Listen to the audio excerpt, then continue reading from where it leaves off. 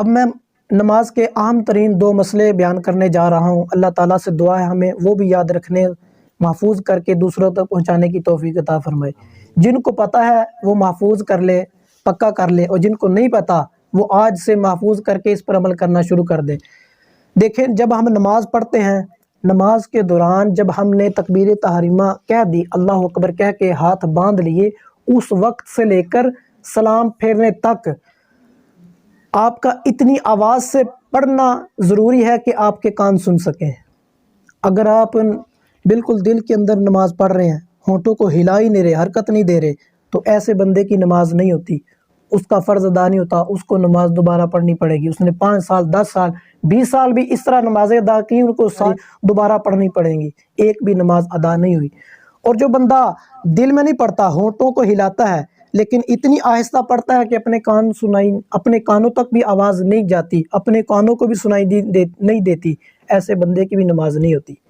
نماز کس کی ہوتی ہے؟ جو تکبیر تحریمہ سے لے کر السلام علیکم رحمت اللہ،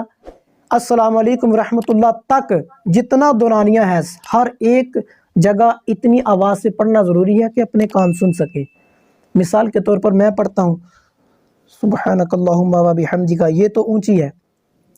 لیکن بالکل تھوڑی سی میں زیادہ آواز کے ساتھ پڑھوں کہ میرے اپنے کانوں تک آواز پہنچ جائے، دوسروں تک نہ پہنچے جو ساتھ والے ہیں، اب میرے اپنے کان سنیں،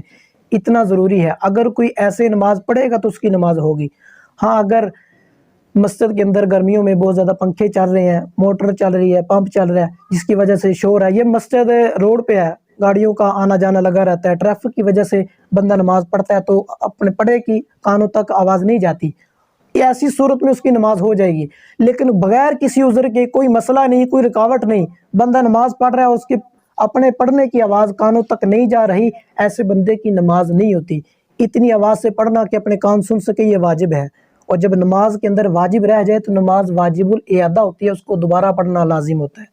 جو جتنے بھی مسلمان بھائی ہیں، نماز پڑھنے والے ہیں، ان کو یہ مسئلہ توجہ سے یاد رکھنا چاہیے کہ بندہ جب بھی نماز پڑھے تو کم از کم اتنی آواز سے پڑھے کہ اپنے کان سن سکیں۔ دوسرا مسئلہ نماز کا یہ ہے کہ جب ہم رکوع میں جاتے ہیں، رکوع سے اٹھتے ہیں، سمیع اللہ لمن حمیدہ ربنا لک الحمد، اس وقت بعض ہمارے بھائی ایسے ہیں جو پیچھے سے کپڑا چھڑاتے ہیں، بعض ایک ہاتھ سے چھڑاتے ہیں، بعض دونوں ہاتھوں سے چھڑاتے ہیں۔ جو دونوں ہاتھوں سے کپڑا الگ کرتے ہیں پیچھے سے، ان کی نماز بھی نہیں ہوتی۔ نماز کے بہت سارے مسائل ہیں، اگر ہم اپنی زندگی کے اندر نماز ہی کو اچھی طرح ادا کرنا سیکھ لینا تو سوچ سمجھ لیں کہ ہم نے کھٹ لیا، لیکن ہم اپنی نماز کو بھی صحیح طرح ادا نہیں کر پاتے۔ اب جو بندہ نماز پڑھتا ہے، رکوع سے اٹھتا ہے اور دونوں ہاتھوں سے کپڑا پیچھے سے ہٹاتا ہے، الگ کرتا ہے، جدا کرتا ہے، ایسے بندے کی نماز مکروہ تحریمی ہے۔ مکروہ تحریمی کا مطلب سادہ سے یہ ہوتا ہے کہ جس نماز کے اندر یہ عمل پایا جائے گا، اس نماز کو دوبارہ پڑھنا لازم ہو جائے گا،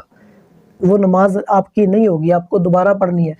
اب اگر کوئی میرا بھائی یہ سوال کرے کہ دیکھیں ہمیں تو پتہ ہی نہیں تھا، ہمیں تو پتہ ہی آج چلا ہے کہ نماز کے اندر اتنی آواز سے پڑھنا ہے کہ اپنے کان سن سکیں، ہم تو اپنے دل میں یا اپنے ہونٹوں سے پڑھتے رہے ہیں، ہمارے کانوں تک آواز نہیں آتی رہی، تو کیا ہمیں ساری نمازیں دوبارہ پڑھنی پڑیں گی؟ مسئلہ یہی ہے کہ جتنی نمازیں آپ نے اس طریقے سے پڑھی ہیں وہ آپ کو دوبارہ پڑھنی ہوں گی۔ یہ نہیں ہے کہ اللہ تعالیٰ کی وہ معافی ہے، وہ چاہے ہاں وہ اس کی قدرت ہے، اس کی رحمت ہے، وہ چاہے تو معاف فرما دے، لیکن بعض مسائل ایسے ہوتے ہیں کہ جہاں پر اللہ تعالیٰ معافی نہیں دیتا، ان پر سیکھنا بندے پر لازم ہے۔ میں اب طالب علم ہوں، میں شاپ کیپر دکاندار نہیں ہوں، اب میرے اوپر لازم نہیں ہے یہ کہ ایک گاہک آیا ہے، کسٹمر آیا، اس کو سودا دینا ہے اور اس کو تاکڑی کا بٹا کیسے رکھنا ہے سینٹر، کیونکہ میں نے یہ کام ہی نہیں کیا، میرا یہ شعبہ ہی نہیں ہے۔ جو میرا شعبہ ہے اس کے متعلق سیکھنا مجھ پر لازم ہے، فرض ہے۔ اب میں مثال کے طور پر کوئی بندہ ہے، اس کے پاس اتنا مال و دولت پیسہ نہیں ہے کہ اس کے پاس زکوٰۃ فرض ہو، اس کے اوپر یہ بھی سیکھنا ضروری نہیں ہے کہ زکوٰۃ کب فرض ہوگی، کب واجب ہوگی، اس پر یہ ضروری نہیں ہے، کیونکہ اس پر فرض ہی نہیں ہے۔ وہ شریعت اللہ تعالیٰ اور اس کا رسول اور شریعت وہ مسئلہ معاف کرتی ہے جو ہم پر لازم نہ ہو، جو ہمارے شعبے سے تعلق نہ رکھتا ہو، لیکن جو چیزیں ہم پر ضروری ہیں، جو شعبے سے ہم وابستہ ہیں، اگر وہاں پر جہالت پائی جاتی ہے، وہ والی جہالت معاف نہیں ہوگی۔ اب کھانا بھی تو ہمیں کھانا آتا ہے نا، یہ تو نہیں کوئی کہتا کہ مجھے کھانا نہیں کھانا تھا۔ تو جو بھی آپ کے شعبے سے متعلقہ مسائل ہیں وہ آپ پر سیکھنے ضروری ہیں۔ جب آپ بالغ ہوگے آپ پر نماز فرض ہوگی، اور نماز کے جتنے مسائل ہیں، وہ چاہے بندہ مدرسے میں جائے یا نہ جائے، چاہے وہ ایک کوٹھی میں رہ کے زندگی گزارے یا جھگی میں رہ کر گزارے، اس کے اوپر لازم ہے کہ وہ نماز کے مسائل سیکھے۔ تو اللہ تعالیٰ کی بارگاہ میں معافی مانگے، توبہ کرے، اللہ کریم مجھے یہ مسئلہ آج پتہ چلا ہے، لیکن اس کا عذر اللہ تعالیٰ چاہے تو معاف فرما سکتا ہے، لیکن شریعت کا مسئلہ یہی ہے کہ اس کو ساری نمازیں دوبارہ پڑھنی ہوگی۔